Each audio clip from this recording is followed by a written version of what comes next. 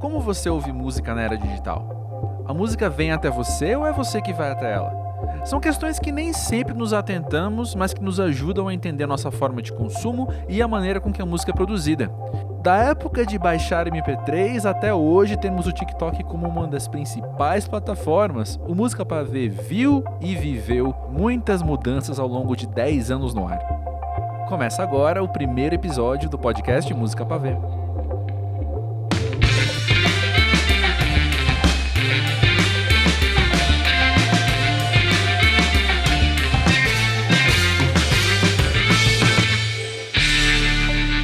Que enorme honra poder estrear esse novo projeto nos 10 anos do Música Pavê. A gente tem produzido ele ao longo desses últimos meses com muito carinho. Então, bem-vindos a esse podcast que vai relembrar um pouco desses 10 anos, um pouco dessa década de vida e propor também um novo olhar sobre música. Você vai ver que a gente se diverte bastante, a gente aprende muito ao longo do caminho e, ouve muita música, né? Estamos aqui para isso.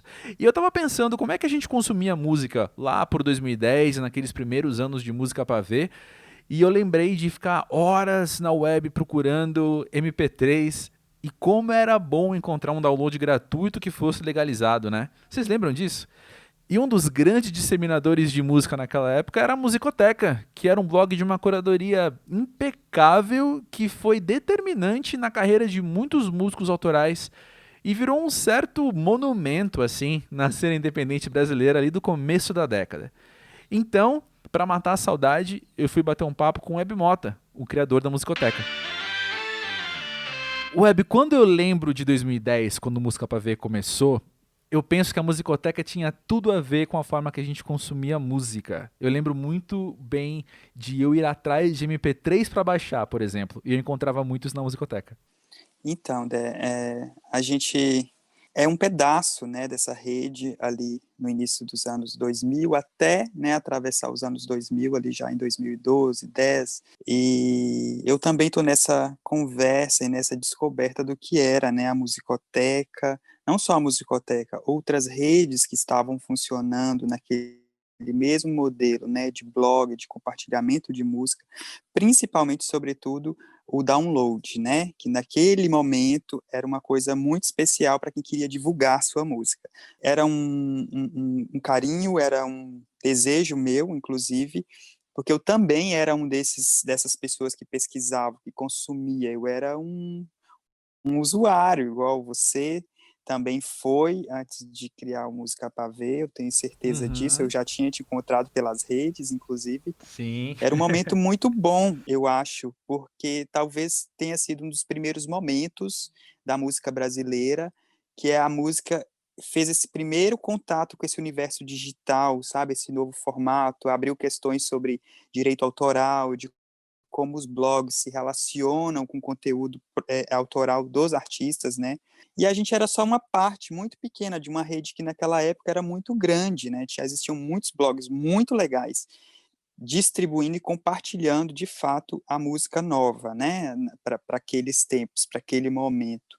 Pois é, eu tenho pra mim, eu vou dizer como você falou, em usuário, assim. Eu como usuário sempre tive a Musicoteca ali naquela época, naquela virada de década, como o meu lugar pra conhecer gente nova.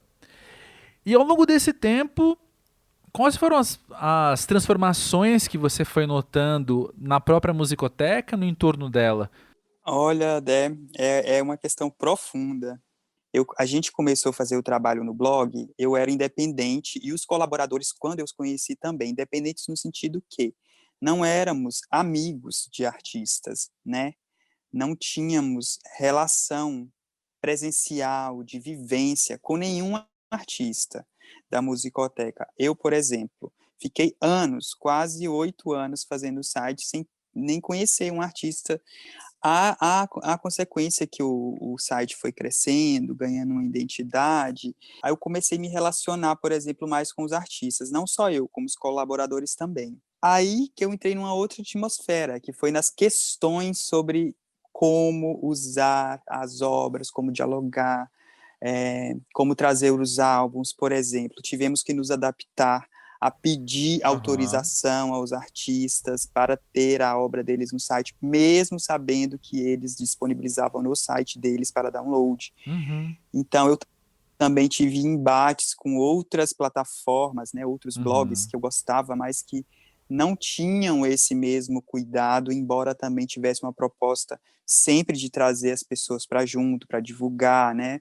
Você está trazendo um ponto de vista extremamente pessoal, né, da sua história e de como você viveu isso em primeira pessoa. E eu acho muito interessante ouvir isso tudo de você, porque eu posso falar numa primeira pessoa do plural, porque eu e meus amigos, nós todos temos um carinho muito grande pela musicoteca e assim somos gratos de fato pelo tanto de música que a gente descobriu baixando MP3 lá. A musicoteca sempre foi pra gente um refúgio de bom gosto, de inspiração e de algo ativamente de um agente cultural muito relevante pra música daquela época. Ah, obrigado, querido, eu fico feliz, porque é isso que eu levo comigo, e é isso que o valor que o trabalho, né, da musicoteca teve naquele momento, e eu acho que é isso que vai ficar. E é isso, né? Eu acho que a musicoteca, nesse contexto todo, dessa história toda sobre as redes no Brasil e da música independente, eu acho que a gente deu sorte de eu encontrar pessoas como você, por exemplo, que sempre me incentivaram, né, como um seguidor, como um leitor e depois como um amigo, e não só você, mas outras pessoas de outras plataformas. Então, isso fez muita diferença e é bonito de ver que muitas pessoas que eu conheci através de seus próprios trabalhos ainda conseguem manter-se vivos e resistentes hoje nessa luta, né? E é muito legal. Obrigado pela fala.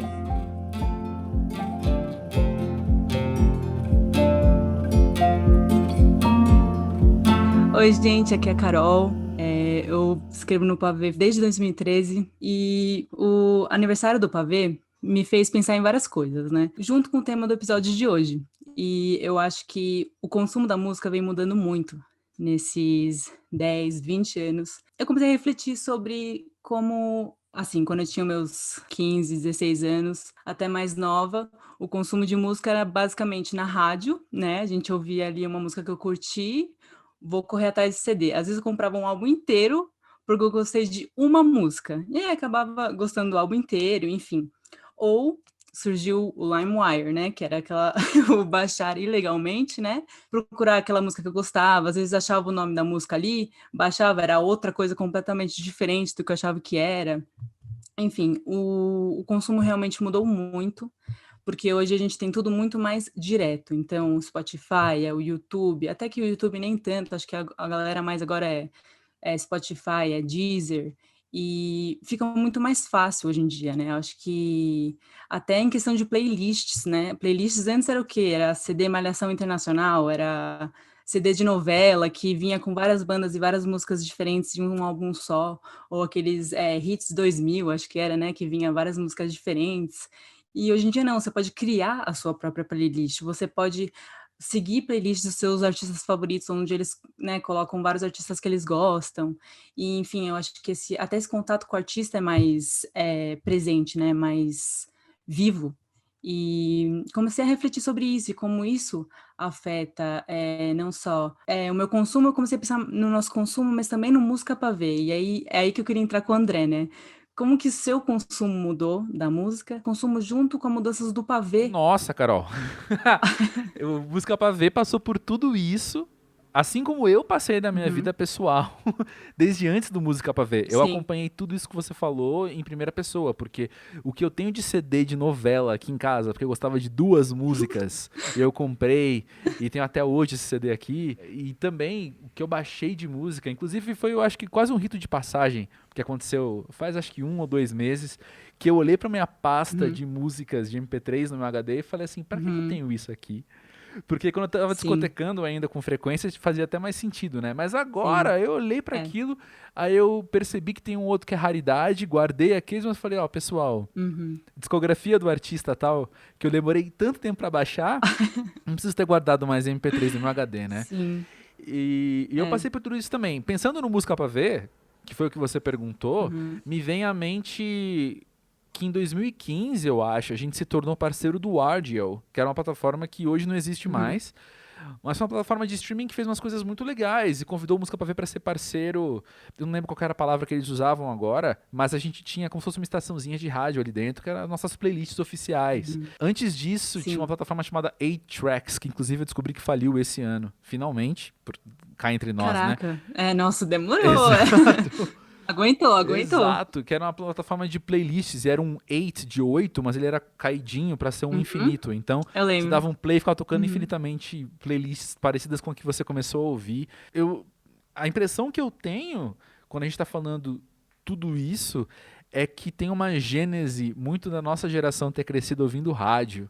E Sim. todo o nosso consumo a partir disso, seja de comprar um CD para ouvir uma música, porque no rádio também eu ficava esperando tocar aquela música que eu gostava, como até hoje eu fazer a minha playlist do jeito que eu gosto, é Exato. quase a gente pegando aquilo que a gente aprendeu lá no começo, lá na infância, e colocando em prática customizado, sabe? Tipo, agora eu vou fazer do meu jeito, agora eu vou fazer a minha rádio. E eu acho que isso tem um pouco também no consumo de clipes, né? Videoclipes, porque eu lembro de eu assistindo MTV Hits ou MTV e eu ficava com aquela ansiedade, qual que será que vai ser o próximo clipe? Será que eu vou gostar? Será que vai ser uma banda nova? Será que vai ser a música que eu gosto? E hoje em dia, tipo, eu posso ir no YouTube, fazer uma playlist de videoclipes, ou enfim, eu posso ir procurar o vídeo que eu quero ver, é bem mais... Ou no Música Pra Ver. Exato, entrar na música pra ver ali, né? Ver um review. Mas exatamente, você consegue. É tudo mais num clique, né? Um clique você já tem o que você quer, um consumo bem mais fácil. Com certeza. Ao final dessa reflexão, o que a gente pode propor também é como seria se a gente há 20 anos soubesse que a gente ia poder comandar a nossa rádio no nosso bolso, porque não tem no celular, né, ainda a sua rádio. Sim. Então, você poder comandar o seu consumo de música de uma maneira tão direta, de uma maneira tão ativa e muito fácil, né? Às vezes eu sinto uma nostalgia por aquele tempo, né? Ai, não sei, eu gosto muito de CD ainda. Eu vou ser bem sincera. Tipo, os CDs que eu considero xodós meus, eu não dou. Tipo, eu não. Eles ainda estão aqui, sabe? E eu fico pensando se no futuro vai ter essa coisa de, tipo, que tem no vinil hoje, sabe? Que é meio cool. Se o Esse CD vai virar fetiche, cool. pois é. Exato. Porque a fita, tem gente que até gosta de fita. Tem Sim. bandas que fazem, né? Fita, Sim. vinil. Então eu fico pensando, será que vai ser realmente uma mídia que vai morrer, né? O CD? Ou se vai ser uma coisa que vai virar meio retrô, ter aquela capinha e as letras na capinha, né? Porque até letra agora é mais fácil de achar, porque antes era na capinha do CD. Nem me fale. Então, eu fico meio que pensando nisso, sabe? Como que vai ser no futuro se vai ser uma mídia que vai morrer mesmo. Porque até o iTunes eu abro e falo, por que eu tenho isso? É o que você falou, tipo, por que eu tenho MP3? Tipo, um iPod hoje em dia já é antigo, sabe? Tipo, Spotify, Deezer, enfim, vieram pra mudar completamente o jogo, né? Bom, veremos como vai ser essa conversa daqui 10 anos, né? Daqui 10 anos a gente volta e vê como que vai ser. Hey everyone, this is Tom and Dougie from McFly, and we really hope you enjoy our new album, Young Dumb Thrills. Esse alôzinho que você ouviu veio da banda McFly, que eu tenho certeza que faz parte da memória afetiva de muita gente que, assim como a Carol, consumia muita música na adolescência, né? No musicapaver.com você encontra uma entrevista recente com os caras e eu já quero te dar a dica que você vai ver todos os links e detalhes do que estão falando aqui na aba podcast no site, que, mais uma vez, é musicapaver.com. Dando continuidade ao assunto, a gente quis ouvir também como é que os músicos têm as suas produções impactadas pelas mudanças na maneira com que a gente acessa a música. Perguntei sobre isso ao músico mineiro Ciso e olha o que ele contou. A internet tem uma função muito importante dentro da minha trajetória como músico. Lá mesmo na adolescência ali, foi o primeiro lugar que eu comecei a encontrar músicos com quem tocar junto, né, em fóruns de internet, que eu montei minhas primeiras bandas. E em termos de minha música chegar a mais pessoas também, eu comecei a sentir essa diferença lá em 2013, quando eu lancei meu primeiro EP solo, que foi o Saudades Futuro. Foi o primeiro momento em que eu vi a internet agindo a favor do meu trabalho, né? Hoje em dia é uma coisa muito mais naturalizada, não só por causa da trajetória, né, do que eu fui construindo ao longo do tempo, mas também porque hoje, até em função da pandemia, com a suspensão dos shows, em função do distanciamento social, a internet é o lugar de trabalho para os músicos hoje. é onde é possível trabalhar. Então, é imperativo você ter uma presença digital hoje, senão você não trabalha dentro do fazer música. Eu sou muito ligado nos serviços de streaming, eu estou sempre olhando por novidades por lá, tentando descobrir coisas novas, seja por recortes de playlists ou pelas playlists algorítmicas, que o pessoal me sugere coisas de acordo com o meu gosto musical.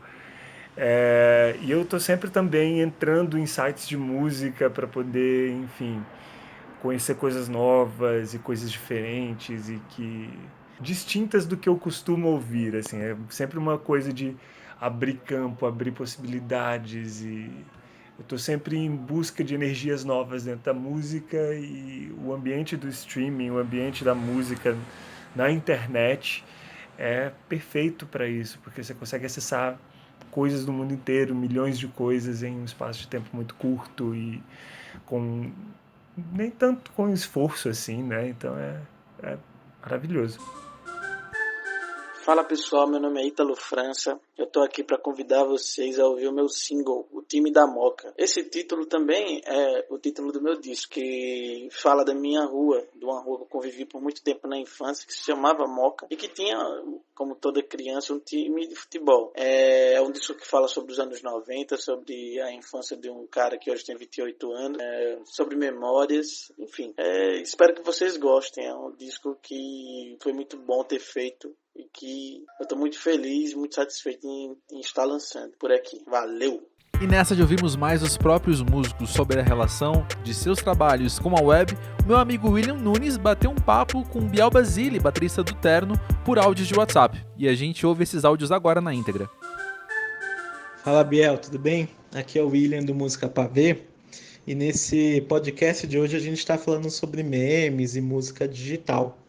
Então eu queria saber de vocês o seguinte: no clipe de Não Espero Mais, vocês brincaram com essa linguagem da cultura web e do universo da internet, né, de memes.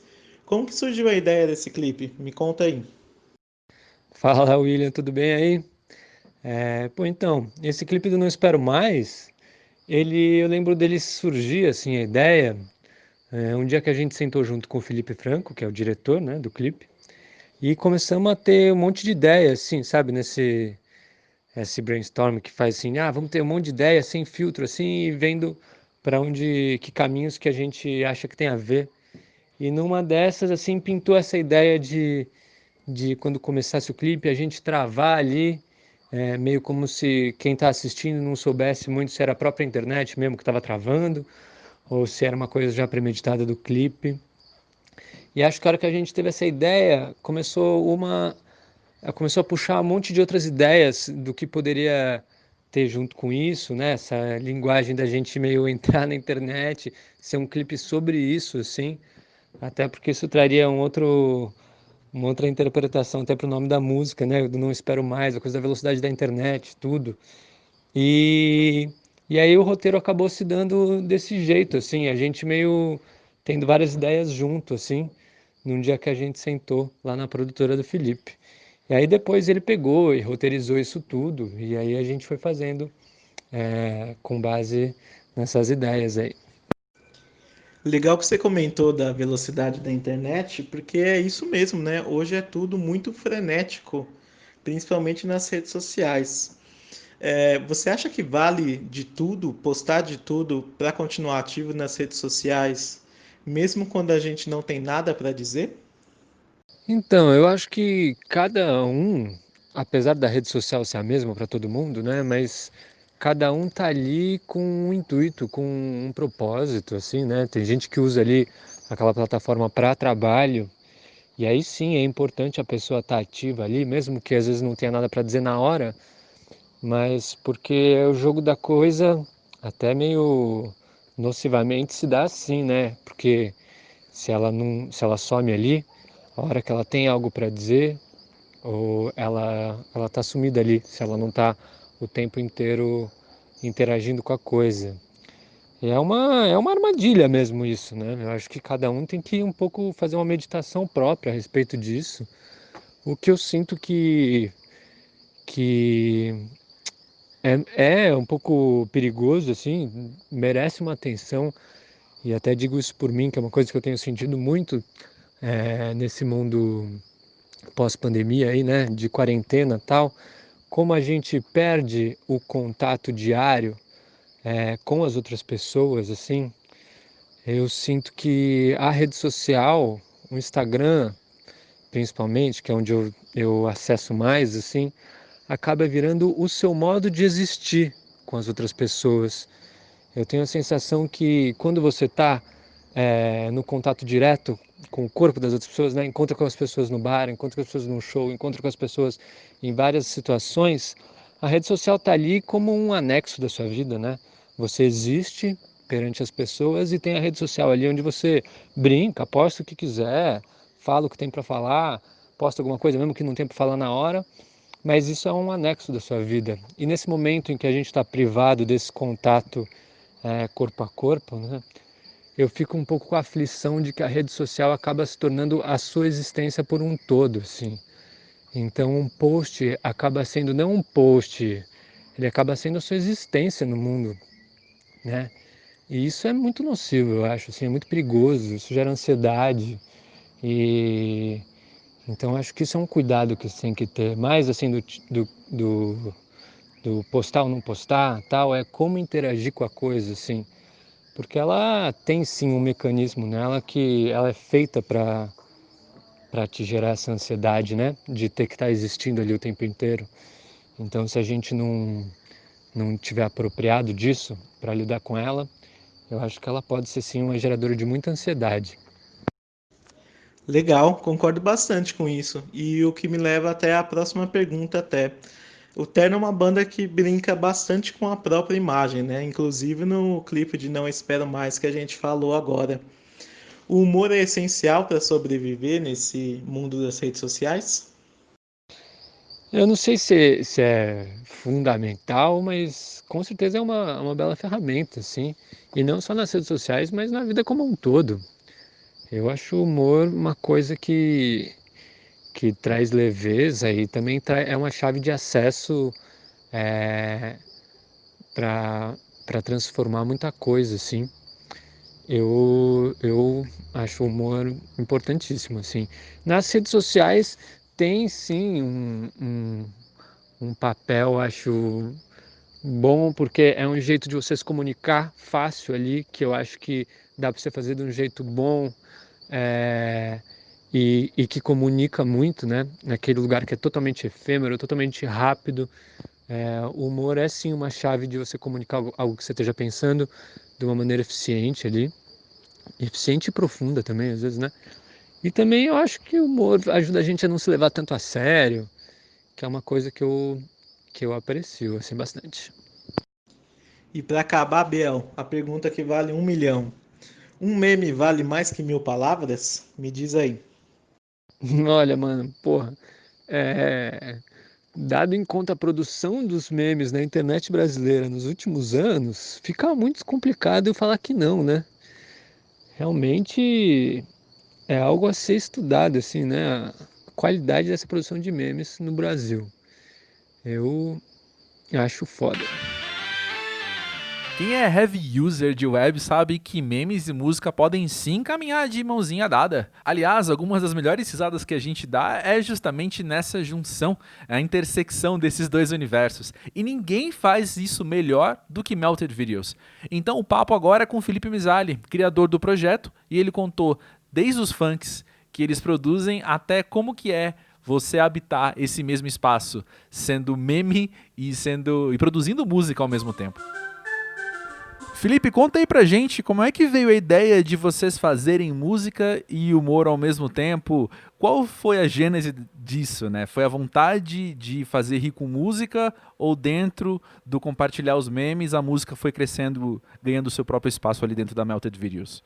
Então, eu acho que a música, ela geralmente ela dá pra gente um poder de subversão no sentido de você pegar cowboys dançando e colocar um indie rock tocando. E esse contraste dessas duas culturas é o que dá o humor, né? Então a música ela é um excelente assim, auxílio, uma muleta muito grande para o humor, nesse sentido de quebrar, de subverter aquela ideia de você esperar tocar uma música sertaneja e tá tocando um rock indie, né? E aí isso provoca o riso. Então acho que a gente vai meio nessa direção aí. E conforme vocês foram, então, entendendo o que fazia vocês rirem, que fazia os outros rirem também, eu imagino que veio a ideia de explorar outros gêneros, outros estilos, e eu penso que hoje, principalmente, o funk é o grande estilo da Melted Videos, né? Eu acho que a gente ficou mais conhecido por pegar o funk. Eu acho que todo mundo gosta assim no grupo. É uma música que, enfim, todo mundo acha. E, enfim, ela é uma música muito visual, assim, né? Porque ela tem toda a estética brasileira, tem a batida, enfim. Eu acho que ela é até mais visual que um sertanejo, por exemplo, que tem bastante, né, meme com música sertaneja, com outras coisas. Mas o funk, ele junta tudo, assim, os passinhos, a estética, o som, tudo eu acho tudo perfeito ali. Então, pra gente, até quando a gente se permitiu fazer, porque é muito estranho, né? A gente que tem outro, enfim, a gente vem de outro lugar e sou até meio prepotente, às vezes, se querer fazer. Lógico que a gente faz com uma intenção, não é sério, a gente não fica se apropriando da linguagem, né? Porque é uma coisa que pra gente não tá no nosso universo ali. Então a gente só pegou meio que o beat e tal, e pegou, enfim, outras coisas para montar alguns funks, mas eu não me arriscaria numa carreira por mais que, por exemplo, o funk do Cachorrinho tenha funcionado, né, enquanto produto para meme, eu vou até ali só. Acho que entrar em outras questões ali eu já não me arriscaria. Não vamos te ver como funkeiro, então. Não por enquanto. Beleza, há uma esperança. Pode ser que eu despiroque aqui e a gente já não, acho que não. Mas há uma esperança, pelo jeito. Mas beleza, vamos nos ater a ela. E conta uma coisa, o que você tem curtido mais nesse processo de fazer música que é meme?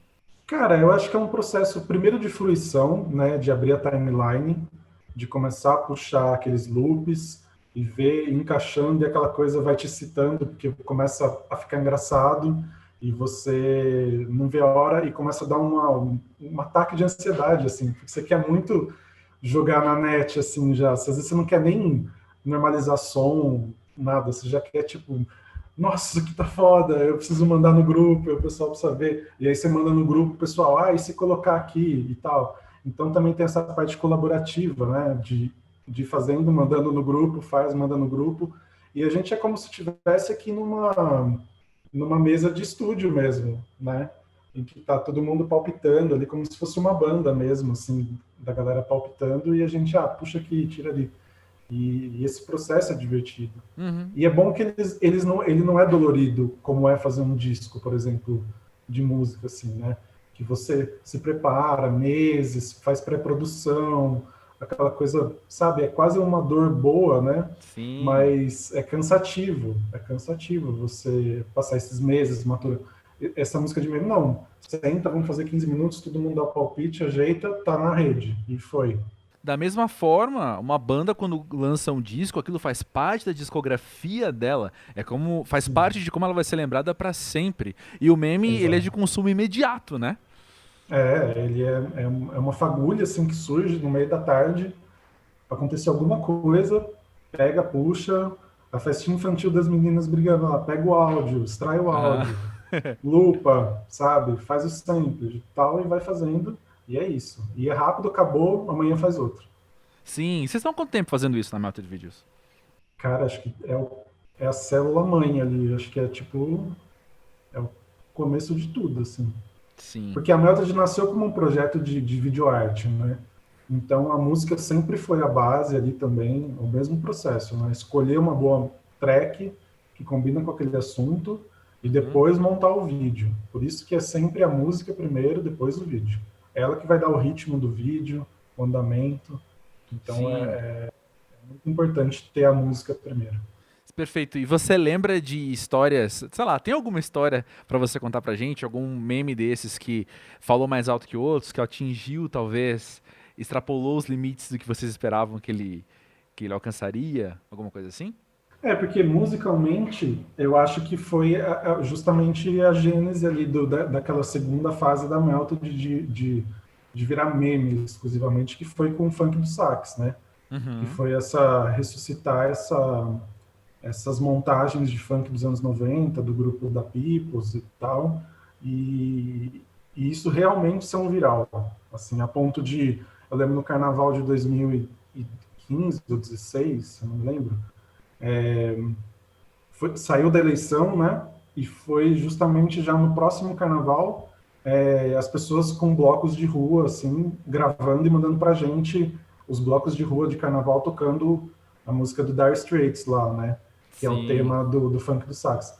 Então isso, a gente conseguiu medir como um influenciador, colocar esse tema do Dire Straits na internet, assim, né? Então essa parte foi bem bacana de a gente olhar e falar assim, porra, talvez tenha sido a gente mesmo que tenha colocado isso, né? Isso dá um negócio, assim, que você fala, caramba, às vezes a gente não tem noção não é prepotência, mas às vezes a gente não tem noção do poder que as coisas estão invadindo o celular das pessoas, assim, né? Tá chegando.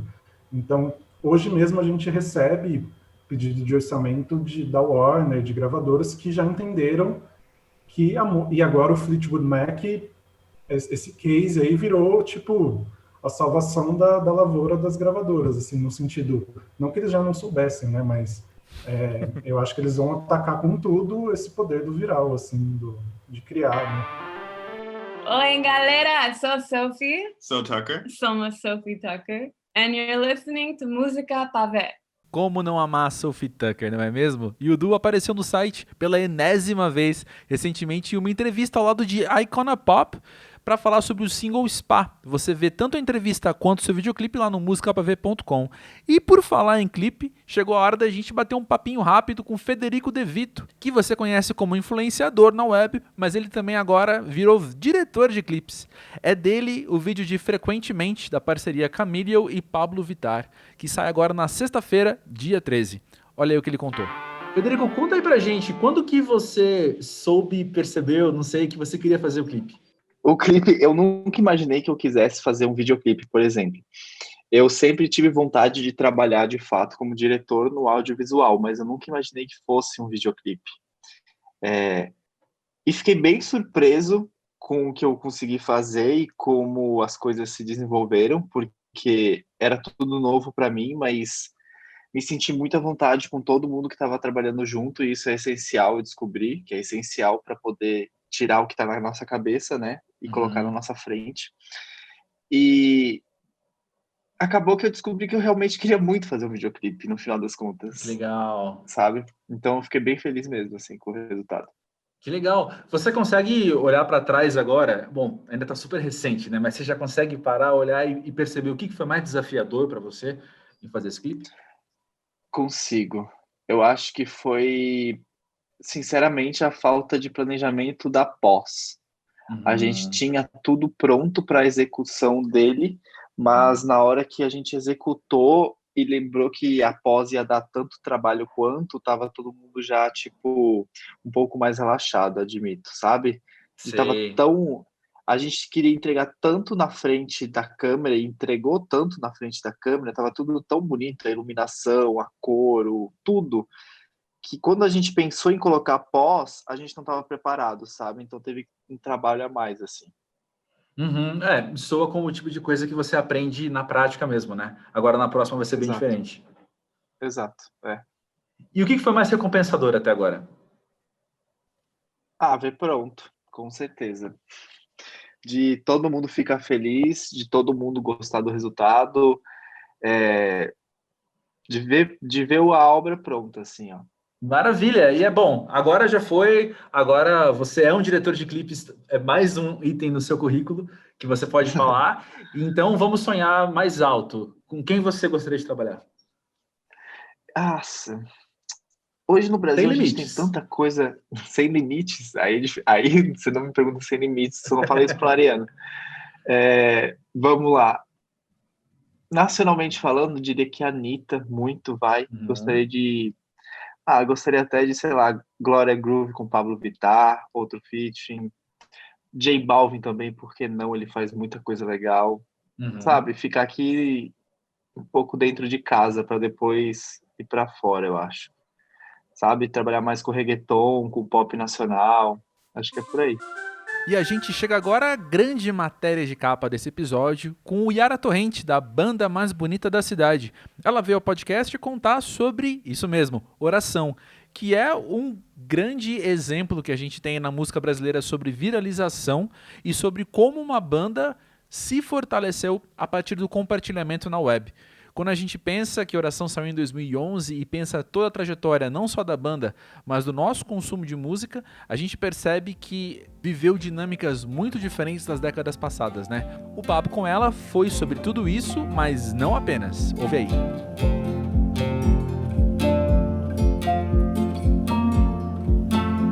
O Yara, vai fazer 10 anos de Oração. E eu penso que para muita gente é também 10 anos de banda mais bonita da cidade.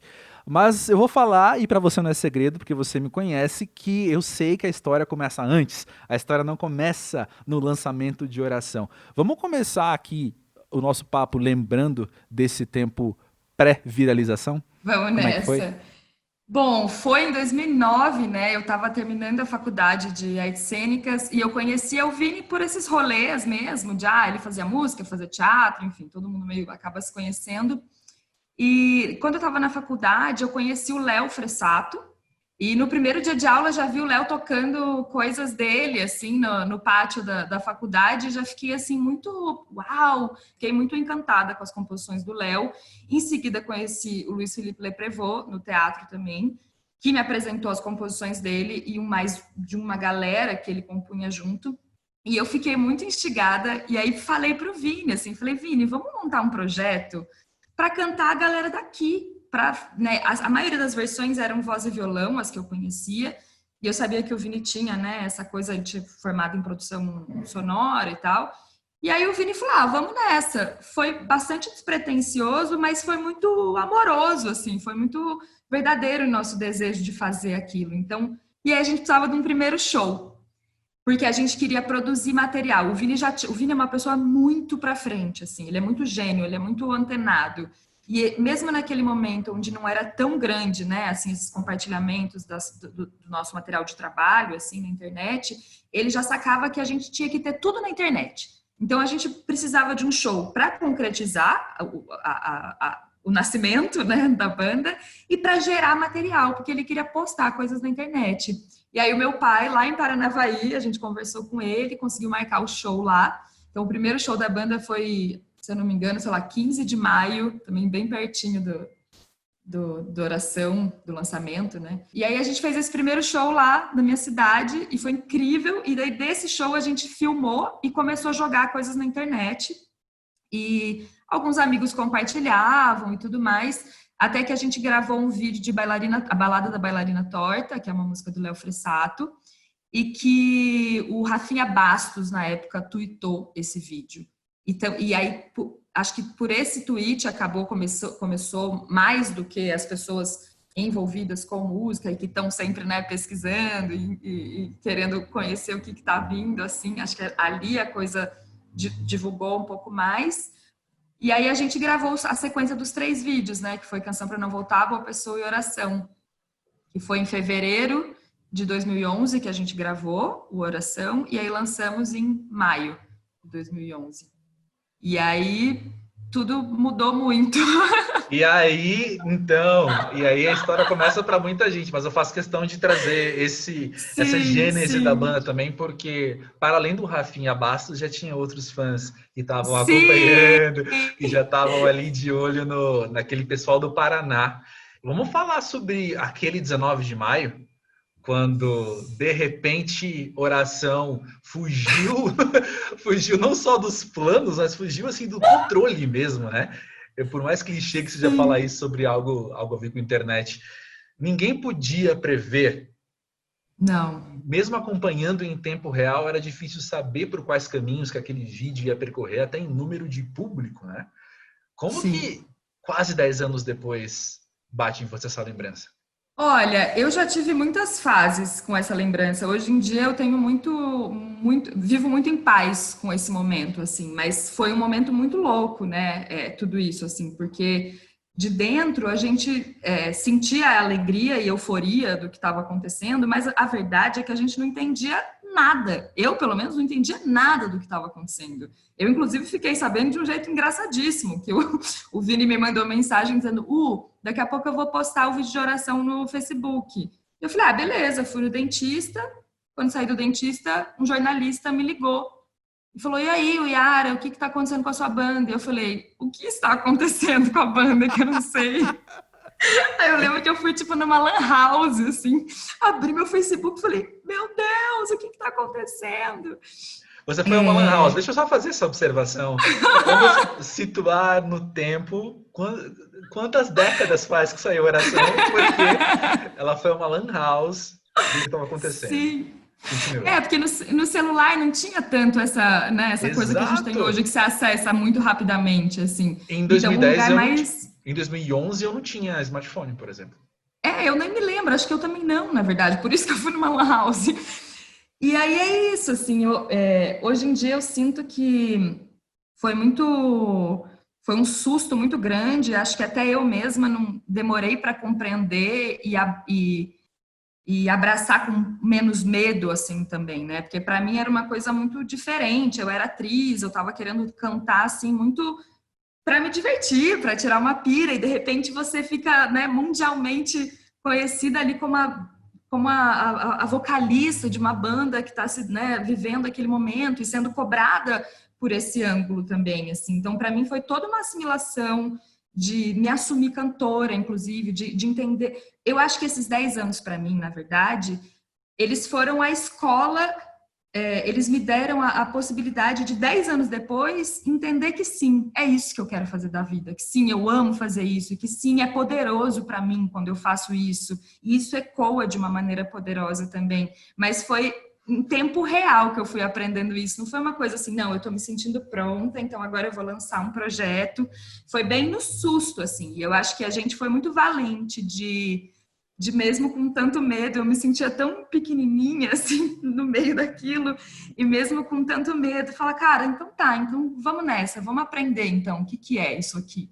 Como é que dá entrevista, como é que existe no palco, como é que é essa carreira, isso como carreira, como é ganhar dinheiro com isso, enfim. Eu acho que esses 10 anos, para mim, foram, assim, uma grande escola para que hoje eu pudesse estar aqui tranquilamente dizendo, cara, eu amo fazer isso, eu quero fazer isso, sabe? Uma coisa que para mim é muito clara, e eu até fico meio assim de falar desse jeito, porque eu sei que grande parte do pessoal que está ouvindo a leitura do Música Pra Ver que sabe disso. Outra grande parte é fã da banda mais bonita que chegou aqui para ouvir a conversa com a Yara e sabe disso melhor ainda. Mas tem uma outra porcentagem aqui de ouvinte desse podcast nesse momento que talvez não conheça tão bem a trajetória da discografia, dos shows, das turnês e tudo isso.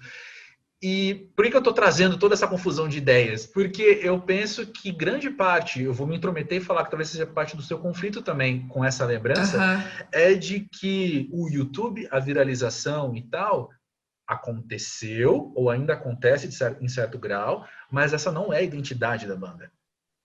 A banda não é uma banda de YouTube, a banda não é uma banda de viralizações, não é? Sim, exato. E eu acho legal também quando você fala, né, da gente começar de antes de oração, por conta disso. Por mais que a gente tenha feito poucos shows antes de oração, e por mais que eu tivesse poucas experiências como cantora à frente mesmo de uma banda, eu acho que a gente tinha um trabalho, e por mais que a gente estivesse entendendo também, porque era um bebê nascendo ali, né? Então ele estava também sendo inserido, né, no mundo e aprendendo e tudo mais. Mas eu acho que era uma coisa muito viva, uma coisa muito verdadeira, assim, entendeu? Eu me lembro de eu ficar no quarto do Vini com um bando de colchão por todas as paredes por dias inteiros para entender o que é que a gente queria fazer. Então existia um trabalho, entendeu? Não é uma coisa... Enfim, o nosso desejo era cantar, era tocar, acho que o nosso maior desejo era esse, era existir como banda mesmo, e não só como uma coisa da internet, uma coisa pensada para a internet, uma coisa que, né, enfim. Uma coisa que fica na minha cabeça também é que nesse processo de vocês aprenderem a fazer show, aprenderem a gravar disco, o disco de vocês, né? Aprenderem qual é a banda mais bonita na versão estúdio, ou na versão palco, Sim. ou na versão turnê. No meio disso tudo tem uma história em paralelo que acontece, que é a gente descobrindo, num primeiro momento, o que é usar o YouTube como ferramenta não só de propagação de música, mas de ouvir música também. Sim, E a sim, partir super. disso, como é que a gente produz e como é que a gente consome informação musical, disco, single e tal, Sim. por streaming. São duas histórias que acontecem em paralelo ao longo da década, né? Acho que sim. E eu acho que até o entendimento, eu nem sei falar muito disso, mas até o entendimento burocrático, né? Assim, as leis que foram vindo a partir disso, que a gente também foi meio aprendendo em tempo real, entendendo em tempo real, assim. E eu acho que essa coisa do ouvir a música como disco foi um processo importante pra gente, assim, também, porque o nosso primeiro disco, ele foi gravado muito às pressas, em cima desse repertório que a gente tinha, desse show que a gente tinha desses 2 anos, assim, né, e que era um show muito a gente experimentando coisas e tentando entender quais eram o que era o nosso rolê, assim.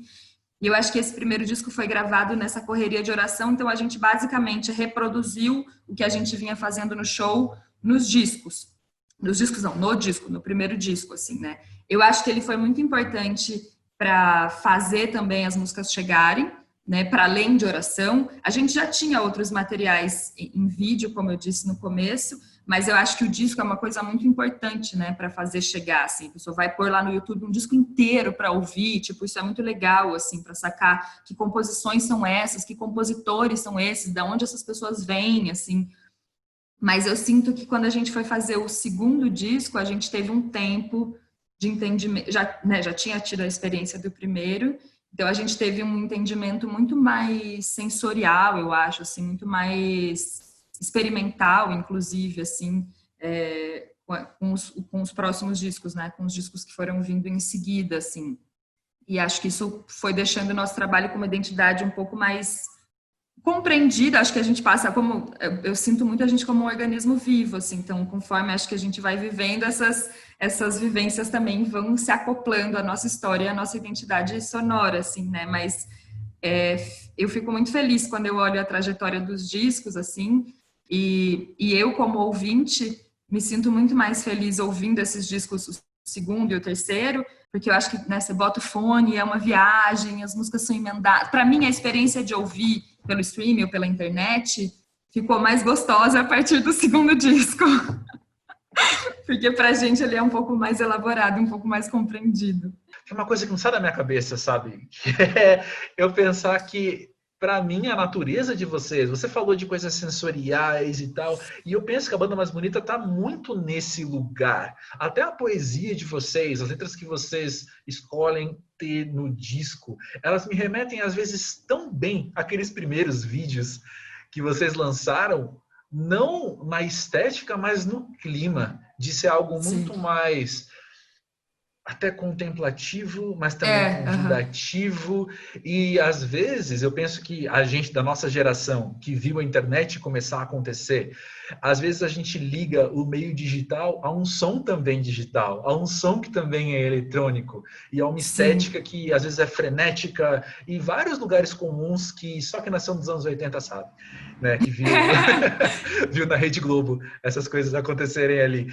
Mas como é que foi para vocês esse ser vivo que é a banda mais bonita da cidade se desenvolver, se transformar, mas também manter aquele DNA, também manter aquele coração? Sabe que eu não consigo responder isso sem relacionar aos nossos crescimentos e desenvolvimentos pessoais mesmo, assim, né? Porque imagina, a gente fez 10 anos de banda, mudaram algumas pessoas, mas a gente ficou relativamente muito tempo, mesmo quando, né, com as mudanças, as pessoas que ficaram muito tempo. Eu, Vini e Gauss, que, né, somos a maioria, estamos desde o começo.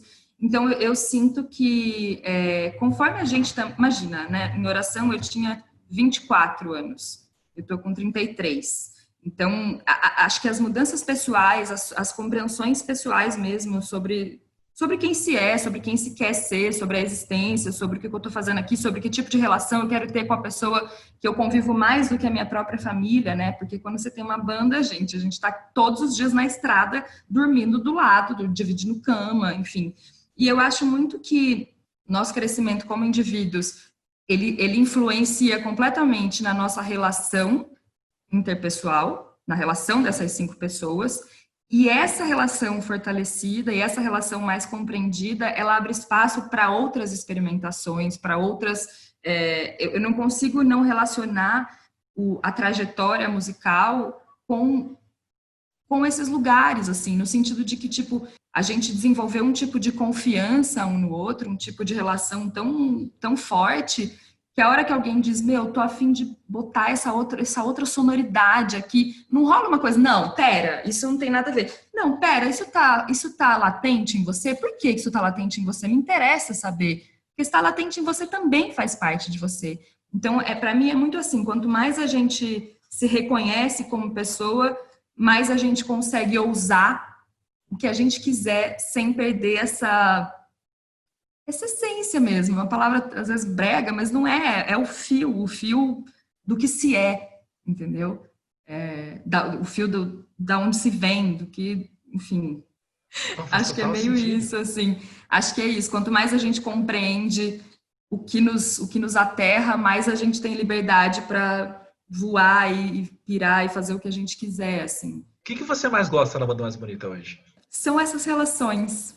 Eu amo essas pessoas, né? Eu sou madrinha da filha do baterista, sabe? Tipo, a gente tem uma relação muito verdadeira, assim, e eu acho que eu sempre tive muita sorte, mesmo no teatro, assim, de poder trabalhar com as pessoas que eu amo e que eu admiro. Não sempre, eu já tive que fazer, já fiz teste para fazer musical, já viajei com pessoas que eu nunca tinha visto na vida, mas de uma maneira geral, eu sempre pude trabalhar com as pessoas que eu amo. Isso para mim fortalece muito, porque eu fico muito segura, entendeu? Eu entro no palco para fazer o show e eu sei que aquelas pessoas reconhecem cada erguida de sobrancelha, cada olhar, enfim, isso para mim é o que mais... Eu amo cantar, eu amo performar, eu posso fazer isso fora da banda deliciosamente, mas eu acho que a coisa da banda que eu mais amo são essas relações. Quero falar um pouquinho mais sobre show com você, porque tem uma coisa... Eu quero falar agora para aquela porcentagem de ouvinte que eu comentei, que talvez não acompanhe a Bandas Bonitas tão de perto assim. O show, para mim, sempre que eu vou, desde o primeiro que eu fui, que eu admito já não lembro quando foi, ele é sempre muito forte, ele é sempre muito pesado até sonoramente, em questão de volume, né? Ele é muito volumoso. E eu fico pensando... punchzão. Exatamente. E eu fico pensando, vamos criar um personagem metafórico, que é alguém que viu Oração em 2010. E aí, sabe que a banda existe, mas nunca foi a um show, mas talvez nunca pegou nenhum disco inteiro para ouvir. E aí, quando a gente fala Bandas Bonitas, a pessoa fala, aquela de Oração. Se o cara cai de paraquedas, se o cara cai de paraquedas num show de vocês, eu vou falar, é impressionante, saca? Sim. Porque, de fato, é um punch muito diferente, só que aí, por isso que eu vou insistir em uma questãozinha, que tem um DNA ali da Banda Mais Bonita, que eu acho que é emocional e que eu acho que se liga à ideia de cidade que você falou também, que é de comunidade, que é de convite, que abraça. Porque o princípio foi esse, né? A gente realmente, assim, como eu falei, a gente queria fazer, a gente se dedicava para fazer, mas a coisa que sempre motivava a gente era isso, é o vídeo de oração, porque é isso, são os nossos amigos, era meu aniversário, a gente estava lá, então vamos agregar, trocar. Isso sempre foi uma coisa que motivou muito a gente, né? Tanto que os 3 primeiros vídeos, a gente queria muito que os compositores pudessem estar em todos os vídeos, porque a gente queria trazer essa coisa do agregar mesmo, e no fim acabou que só rolou com o Léo em oração. Mas a gente fez isso por muito tempo, a gente carregava as pessoas com a gente, vamos junto, vamos fazer. Eu chegava na cidade, descobria que tinha uma pessoa muito massa lá na cidade, já chamava para vir junto, assim. Então, eu acho que esse sempre foi o grande princípio, assim, fazer para somar, fazer para a gente se divertir, para agregar, para trocar, enfim. E acho interessante quando você fala desse outro lado, que tem um peso, né, assim, e quem conhece a oração talvez fique, como você falou, role até um impacto, assim, diante do show. E eu acho que tem isso, assim, acho que a gente também foi muito construído sei lá, pela igreja ou pelas novelas, de que só existe uma coisa, né? Ou a pessoa ela é muito boazinha, ou a pessoa ela é muito má, ou a pessoa é muito nervosa, ou a pessoa é muito riponga. Arquétipos a gente é muito tudo. definidos, né? A gente é tudo. Tudo passa, tudo. Das maiores maravilhas aos piores horrores, todas as coisas passam pela gente. E eu acho que a banda, eu sempre falei isso, assim, me interessa muito passar por essas emoções todas possíveis. Entendeu? Da pessoa que tá lá na merda e que precisa, assim, escarrar esse negócio, que precisa, assim, encontrar uma maneira de jogar esses demônios para fora, da pessoa que... E todas as pessoas somos todos nós, né? Assim, tipo, da pessoa que eu digo, não essa pessoa, dessa pessoa aqui, tipo... Então, assim, tem muitos demônios a serem vomitados e tem muito amor para dar ao mesmo tempo e tudo coexiste. Né? E me interessa muito a coisa de tudo coexistir. Então, eu acho que o nosso show, ele passa, ou ele pelo menos tenta passar por essa permissão de poder sentir tudo isso, sem julgamento, sem...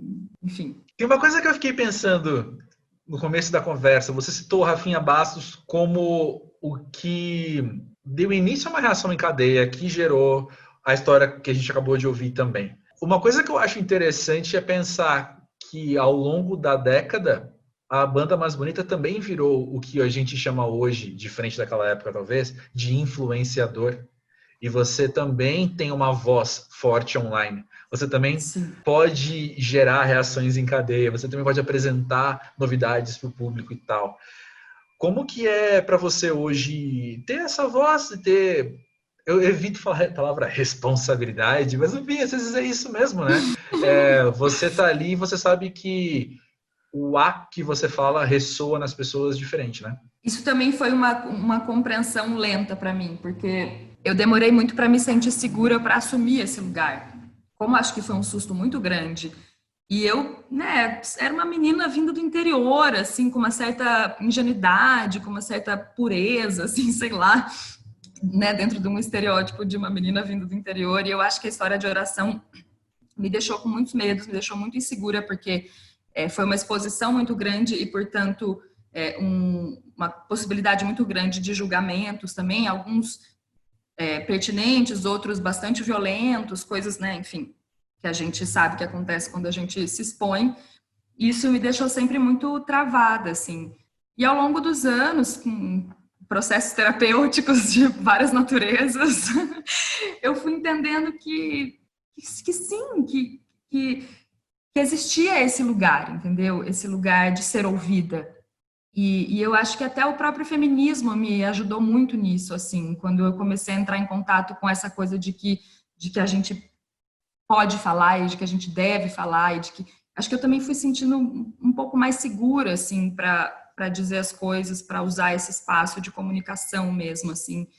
E eu me lembrei agora de uma cena muito linda, que uma vez eu estava num show e tinham muitas crianças, muitas meninas, muitas menininhas, muito pequenininhas na frente do palco, e elas olhavam para mim um fascínio. Foi quando caiu a minha ficha, eu falei, gente, qualquer coisa que eu falar agora vai ficar guardada nessas meninas, porque elas estavam realmente fascinadas, assim, pelo show e por mim, de alguma maneira, assim, né? E mesmo que eu ainda não entendesse exatamente o porquê elas estariam fascinadas por mim, porque isso também foi uma questão, demorei para entender algumas coisas sobre mim nesse lugar, eu entendi que era importante, que eu tinha um microfone na mão, literalmente ou metaforicamente. Então, eu ainda sinto alguns medos, às vezes, de me colocar, porque eu acho que a gente vive, sim, num mundo muito cruel, onde as pessoas são muito violentas ali por trás dos seus teclados. Então, às vezes, eu não estou muito pronta para lidar com algumas respostas, mas eu entendi, sim, que é importante e que esse espaço deve ser assumido, né? Que esse espaço deve ser como uma responsabilidade, não de uma maneira pesada, mas, puxa, eu tenho esse microfone, eu falo, eu comunico, o que eu quero comunicar com essas pessoas? E eu realmente tenho que fazer isso da maneira mais genuína possível, assim, porque daí para mim é isso, sabe? Se isso é muito genuíno, se isso é muito verdadeiro, eu entendo a legitimidade dessa fala. Então, o que vier, eu consigo lidar porque ela é muito legítima, ela está muito fincada, ela está muito entendida aqui no meu manifesto ou na minha comunicação, né? E eu acho que é um momento importante, especialmente, assim, nessa coisa Eu uma vez fiz uma pesquisa e descobri que no meu Instagram, por exemplo, a maioria, assim, mais da metade do público eram meninas de 13 a 30 anos.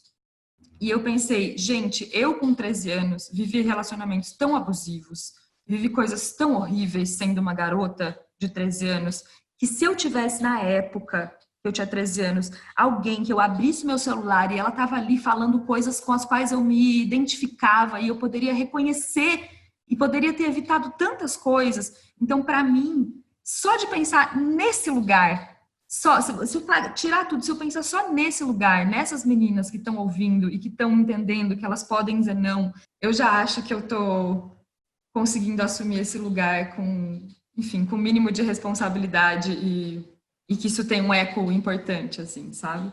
Agora eu vou me intrometer no papo, gente. Eu acho muito legal quando, enfim, essa dinâmica das redes sociais, das mídias sociais, por mais que a nossa faixa etária a gente mexa nisso todo dia, a gente usufrua dessa tecnologia todo dia, é algo que muda muito rápido e às vezes a gente não consegue acompanhar, né? Às vezes a galera mais nova tem não sei, nasceu com alguma coisa que já sabe o que está vindo por aí, né? Mas uma das coisas se você tem uma rede social, tem um pressuposto que você tem que produzir conteúdo para aquela rede social, você tem que estar ativo naquela rede social. Muitas vezes não é preciso, né? A gente lida com excesso de informação praticamente todo dia, assim. Para vocês, assim, como que é essa questão na banda, assim, sabe? Vocês pensam nessa produção do que vai para as redes ou tem esse papo, não? Acho que é momento de ficar recluso, vamos ficar recluso. A gente acho que já teve vários momentos, assim, né? Em alguns momentos isso era uma cobrança um pouco maior, e daí até tem, né, um profissional responsável para postar as coisas. Claro, os conteúdos partem muito da gente, mas assim, tem alguém que organiza lá e fala, tem que postar uma coisa tal dia é dia de não sei o que, é importante postar uma coisa, tipo, tem isso. Mas também a gente já teve momentos de respiro, assim, de falar, cara, não tô dando conta, tudo bem, não precisa fazer story toda hora, não precisa, tipo, eu acho muito importante respeitar, pessoalmente, respeitar esses limites, porque quando eu faço uma coisa que, sabe, que você tem aquele dia que você não quer, né, que você não quer aparecer, que você não quer fazer nada, assim. Mas acho importante também essa coisa do gerar conteúdo, sim. Especialmente nesse momento que a gente está vivendo, né, a gente tem tentado fazer algumas coisas e a gente pensa assim nisso, né? Que tem que produzir conteúdo, que tem, querendo ou não, é uma maneira de estar vivo, né? Para além dos shows. Eu acho também que quando a gente está na estrada, sobra menos tempo para isso, porque como é a gente que faz as coisas mesmo, tipo a gente que filma, a gente que faz a captação, a gente que edita, enfim, a gente que faz todas essas coisas. Quando a gente está num fluxo muito corrido de estrada, acaba que os conteúdos são mais as repostagens desses shows, os agradecimentos desses shows, e não, sei lá, uma session, um produto realmente pensado ali, vamos lançar uma coisa. Enquanto na estrada eu acho um pouco mais difícil, assim, porque não é sempre que você consegue, né, pagar um profissional para ir junto, para só fazer isso e tudo mais. Mas eu acho importante, assim, que a gente gere conteúdos, mas acho importante também respeitar a hora do avião pousar. Acho que às vezes é bom. Muito, e também gera esse senso de comunidade, né, que o André mencionou até um pouco antes, que tem com o show, isso é transportado para essas plataformas, né, muito legal isso. Sim, super. E, Yara, conta pra gente, como é que é o teu consumo na internet? O que você mais acessa e como é que você ouve música pela internet? Cara, eu ouço muito pelo Spotify. Eu sou muito ruim, assim, com esses botões e tecnologias e tudo mais. Na hora que eu garrei ali o entendimento do Spotify, agora. Fiquei por ali. E gosto de ver, quando é audiovisual, né, óbvio, adoro ver os clipes, as coisas que a galera lança, assim, pelo YouTube, mas a coisa que eu mais uso mesmo é o Spotify, que daí já tem as playlists, ali você já vai marcando, acho prático, assim. Você segue playlist ou você faz playlist? Os dois? Eu faço playlists secretas, gente.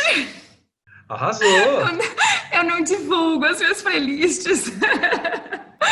Eu faço as playlists secretas. Às vezes eu até divulgo, assim, que às vezes eu, sei lá, tô fazendo uma faxina e aí vou postando algumas coisinhas. Ah, que música é essa? Ah, me passa. Daí, às vezes eu até falo. Uma vez eu até fiz uma playlist compartilhada no meu Instagram. Eu falei, gente, aí, músicas para acordar, tipo, acordar bem, acordar e passar um café. Daí a galera vai mandando música e eu vou fazendo, assim. Mas ouço também de outras pessoas, né? Procuro, tipo isso, playlist para faxina, playlist para não sei o quê, playlist.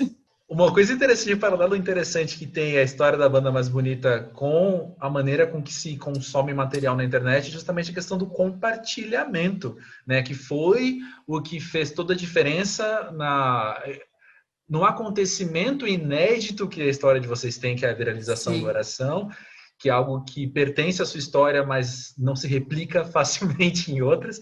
Nós nem conhecemos outra história parecida, pelo menos aqui no Brasil. Os paralelos mais perto são diferentes, né? Mas vocês têm esse senso de comunidade da natureza de vocês, e a maneira como consumimos música hoje é com compartilhamento. Então tem tudo a ver, né? Tem tudo a ver. Sim. E eu, apesar das minhas playlists serem secretas, e abro um parênteses dizendo que a música ela é tão séria não num lugar ruim, mas séria no sentido ela é distante sobre mim, que às vezes eu penso que se alguém vê o que eu tô ouvindo, ela vai saber como é que eu tô, entendeu? Tipo, eu não quero nem que algumas pessoas saibam o que eu tô ouvindo, porque aquilo diz muito sobre mim. Mas apesar das playlists secretas, eu amo essa coisa da divulgação mesmo, assim, né? Tipo, toda vez que eu tô ouvindo uma coisa nova, eu gosto de postar, e quando alguém posta alguma coisa, saiu isso aqui, tipo, eu também gosto de ir sacar o que é, assim. Acho que essa cadeia é muito interessante, assim, né? Uma boa... é um bom... Enfim, é isso. E termina aqui, então, o primeiro episódio do podcast Música Pra Ver. Nele colaboraram William Nunes e Carolina Reis, mas ele só aconteceu com o apoio de Letícia Miranda, Natália Pandeló e Rômulo Mendes. A trilha maravilhosa é do Cientista Perdido. Para saber mais sobre esses temas conversados aqui, acesse a aba podcast do musicapavê.com. Para contatos comerciais, mande no fale@musicapavê.com e siga o nosso trabalho no Twitter e Instagram com @musicapavê. Novos episódios serão lançados sempre às quartas-feiras. Até o próximo!